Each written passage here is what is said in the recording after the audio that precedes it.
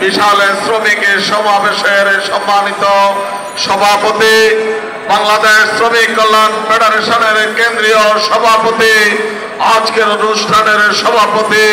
সাবেক এমপি আনম শামসুল ইসলাম, মঞ্চে উপবিষ্ট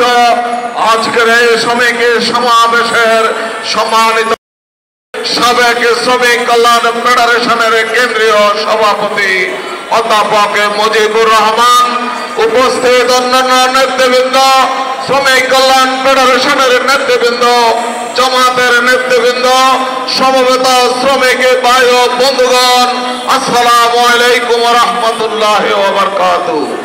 প্রিয় ভাই ও বন্ধুগণ, শ্রমিকেরা তাদের অধিকার আদায়ের জন্য 1886 সালে আমেরিকার শিকাগো শহরে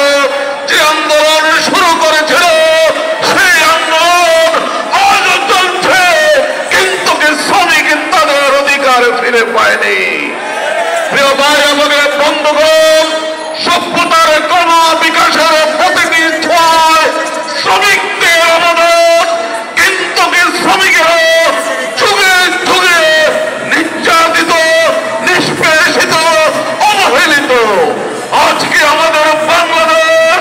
স্বাধীন হয়েছে 54 বছর, বিভিন্ন শ্রমিক নেত্রীদেরকে ব্যবহার করে, শ্রমিকদেরকে ক্ষমতার সিঁড়ি হিসেবে ব্যবহার করে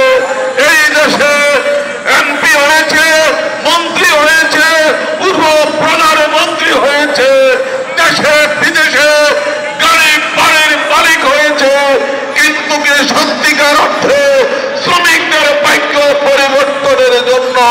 তারা কোনো কাজ করে নাই।